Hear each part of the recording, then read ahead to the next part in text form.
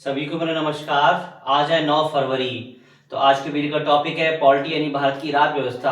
आज की क्लास में हम समझेंगे प्रस्ताव यानी कि संसद के कौन कौन से प्रस्ताव होते हैं, इसके बारे में हम समझेंगे। यानी किस प्रस्ताव के द्वारा सरकार गिर जाती है, इसके बारे में समझेंगे। तो चलिए स्टार्ट करते हैं। सबसे पहले हम समझते हैं अविश्वास प्रस्ताव। बात हो रही संसद के महत्वपूर्ण प्रस्तावों की, तो उस प्रस्ताव में पढ़ते हैं अविश्वास प्रस्ताव। तो क्या होता है अविश्वास प्रस्ताव? अविश्वास प्रस्ताव विपक्ष के द्वारा लाया जाता है। क्वेश्चन सीधे सीधे पहले बनता है, अविश्वास प्रस्ताव किसके द्वारा लाया जाता है? तो अविश्वास प्रस्ताव विपक्ष के द्वारा लाया जाता है। यह प्रस्ताव विपक्ष द्वारा लाया जाता है, पेश लोकसभा में होता है। यानी कि जो अविश्वास प्रस्ताव कहां लाया जाता है? लोकसभा में लाया जाता है। यह प्रस्ताव लाने के लिए कम से कम 50 सदस्यों का समर्थन या हस्ताक्षर होना अनिवार्य है। यानी कि इस प्रस्ताव को लाने के लिए लोकसभा में कम से कम कितने 50 सदस्यों के हस्ताक्षर होना अनिवार्य है, तभी यह प्रस्ताव लाया जा सकता है। इसी के साथ हम पढ़ते हैं प्रस्ताव पारित होने के उपरांत संपूर्ण मंत्रिपरिषद को इस्तीफा देना होगा। क्यों इस्तीफा देना होगा? क्योंकि यह सत्ता पक्ष के खिलाफ लाया जाता है और अविश्वास प्रस्ताव अगर पारित हो जाता है, इसका मतलब है कि सरकार के पास पूर्ण बहुमत नहीं है, तो सरकार क्या चीज गिर जाएगी। यानी संपूर्ण मंत्रिपरिषद को इस्तीफा देना होगा अगर अविश्वास प्रस्ताव पारित हो जाता है। तो हम बात करते हैं सबसे पहले अविश्वास प्रस्ताव लाया कब गया। तो 1963 की बात हो रही है, जब पीटी नेहरू प्रधानमंत्री थे, तो सबसे पहले उनके खिलाफ अविश्वास प्रस्ताव लाया गया। तो चलिए इसे हम समझते हैं। पहली बार अविश्वास प्रस्ताव 1963 में पीटी नेहरू के खिलाफ लाया गया। पेश किसने किया था? यानी कौन, किसने? यानी विपक्ष में कौन था? तो विपक्ष में था आचार्य जेपी कृपलानी। यानी आचार्य जेपी कृपलानी के द्वारा पीटी नेहरू के खिलाफ सबसे पहले अविश्वास प्रस्ताव लाया गया। क्वेश्चन सीधे सीधे पूछता है कि सबसे पहले अविश्वास प्रस्ताव किसके खिलाफ लाया गया? पीटी नेहरू के खिलाफ। कौन लाया? जेपी कृपलानी के द्वारा लाया गया। अब हम समझते हैं अब तक कुल कितने बार अविश्वास प्रस्ताव लाया जा चुका है? 28 बार। यानी कि अब तक कुल 28 बार अविश्वास प्रस्ताव लाया जा चुका है। अब बात करते हैं अंतिम बार किस सरकार के खिलाफ लाया गया। तो अंतिम बार मोदी सरकार के खिलाफ लाया गया। कब लाया गया? अगस्त 2023 में जो वर्तमान मोदी सरकार है, इनके खिलाफ लाया गया। और क्या जी, ये विफल रहा था। यानी ये प्रस्ताव कैसा रहा था? विफल रहा था। यानी कि जो 28वां अंतिम जो प्रस्ताव था, कौन सा प्रस्ताव बात हो रही है? अविश्वास प्रस्ताव की बात हो रही है। तो अविश्वास प्रस्ताव जो 28वां अंतिम अविश्वास प्रस्ताव था, किसके खिलाफ लाया? मोदी सरकार के खिलाफ लाया गया। कब? 2023 में लाया गया। और क्या चीज, यह चीज प्रस्ताव क्या चीज पारित नहीं हो पाया, और क्या चीज यह प्रस्ताव क्या चीज विफल रहा। अब इसी के साथ हम पढ़ते हैं सबसे अधिक बार अविश्वास प्रस्ताव किसे? इंदिरा गांधी के खिलाफ लाया गया। कुल कितनी? 15 बार। यानी कि क्वेश्चन सीधे सीधे पूछा सबसे अधिक बार किसके खिलाफ अविश्वास प्रस्ताव लाया गया? तो इंदिरा गांधी के खिलाफ लाया गया। सोचिए कितनी बार लाया जा चुका होगा? 15 बार लाया गया, लेकिन एक बार ही पारित नहीं हो चुका। अच्छा, वर्तमान में पूछिए कितनी बार अविश्वास प्रस्ताव पारित हो चुका है? तो एक भी बार पारित नहीं हुआ है। कब? मोरारजी देसाई की सरकार है, तो उन्होंने अविश्वास प्रस्ताव पारित होने से पहले क्या चीज इस्तीफा दे दिया था। क्वेश्चन सीधे सीधे पूछता है कि अब तक कितने बार अविश्वास प्रस्ताव लाया जा चुका है? तो 28 बार। अच्छा, क्या पारित हुआ एक बार भी? तो एक बार भी पारित नहीं हुआ है। यानी कि विपक्ष द्वारा जितने बार भी लाया गया अविश्वास प्रस्ताव, हर बार विफल रहा। सिर्फ एक बार की बात हो रही है, मोरारजी देसाई सरकार थी, तो उन्होंने अविश्वास पारित होने से पहले ही क्या चीज इस्तीफा दे दिया था। अब हम समझते हैं दूसरा प्रस्ताव, धन्यवाद प्रस्ताव। तो क्या होता है धन्यवाद प्रस्ताव, इसे समझते हैं।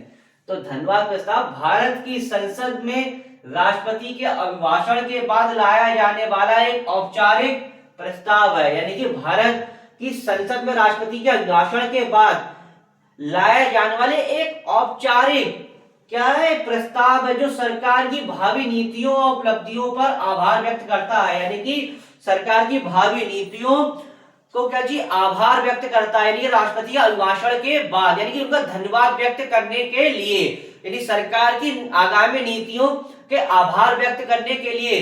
तो राष्ट्रपति की क्या चीज, राष्ट्रपति का जो भाषण होता है तो उनका धन्यवाद देने के लिए कौन से प्रस्ताव लाते हैं, धन्यवाद प्रस्ताव। यह सत्ता पक्ष द्वारा लाया जाता है जिस पर मतदान होता है, पारित होना आवश्यक होता है, कि सरकार का बहुमत सिद्ध करना माना जाता है। और धन्यवाद प्रस्ताव का मतलब होता है कि सरकार का बहुमत, यानी कि धन्यवाद प्रस्ताव जो लाया जाता है, यानी राष्ट्रपति भाषण के बाद राष्ट्रपति की जो धन्यवाद प्रस्ताव लाया जाता है भाषण के बाद में, तो मतदान होता है और पारित होना अत्यंत आवश्यक है, क्योंकि सरकार का बहुमत होना सिद्ध करता है।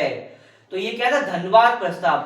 इसके बाद आता है आपका स्थगन प्रस्ताव। तो क्या होता है स्थगन प्रस्ताव, संसदीय कार्यवाही के दौरान पेश किया जाने वाला एक साधन है जिसका उद्देश्य सरकार का ध्यान किसी गंभीर मुद्दे पर चर्चा करना होता है। यानी संसदीय कार्यवाही के दौरान मतलब संसदीय जो कार्यवाही चल रही होती है तो किसी गंभीर मुद्दों की आकर्षित करने के लिए अपनी ओर लाया जाता है। नाम से पता चल रहा है क्या चीज, स्थगन प्रस्ताव। अच्छा, इसे स्वीकार करने के लिए कितने 50 सदस्य अनिवार्य है, यानी कि इसे स्वीकार करने के लिए, यानी कि स्थगन प्रस्ताव तभी लाया जाता है कितने 50 सदस्य हस्ताक्षर करते हैं। इसका उद्देश्य क्या होता है, किसी गंभीर मुद्दों की कार्रवाई के लिए। अब हम समझते हैं इसके बाद ध्यानाकर्षण प्रस्ताव। क्या होता है ध्यानाकर्षण प्रस्ताव, यह प्रस्ताव किसी भी सदस्य द्वारा, यानी कि यह तो किसी भी सदस्य द्वारा लाया जाए, यानी कि जो सदन का सदस्य है उसके द्वारा, किसी भी सदस्य के द्वारा लाया जा सकता है, यानी कि अति आवश्यक सार्वजनिक महत्व के मामले की ओर संबंधित मंत्री का ध्यान आकर्षित करने के लिए आया जाता है। यानी अत्यंत सार्वजनिक महत्व का जो मुद्दा होगा किसी भी सदस्य के द्वारा मंत्री का ध्यान अपनी ओर आकर्षित करने के लिए कौन सा प्रस्ताव लाया जाता है, ध्यान आकर्षण प्रस्ताव लाया जाता है। अपनी ओर क्या चीज, ध्यान आकर्षित करने के लिए, यानी कि किसी भी सदस्य के द्वारा लाया जाता है।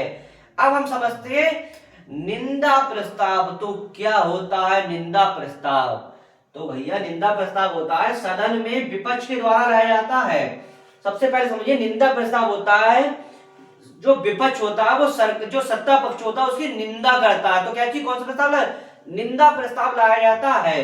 ये निंदा प्रस्ताव होता है सदन में विपक्ष के द्वारा सरकार की विशिष्ट नीतियों, कार्यों या किसी मंत्री के आचरण के खिलाफ कड़ी आलोचना व्यक्त करने के लिए, कैसी कड़ी आलोचना व्यक्त करने के लिए पेश किया जाता है। यानी कि यह विपक्ष के द्वारा सत्ता पक्ष के खिलाफ किसी मंत्री या सरकार की नीतियों की क्या चीज, निंदा करने के लिए कौन सा प्रस्ताव लाया जाता है, निंदा प्रस्ताव लाया जाता है।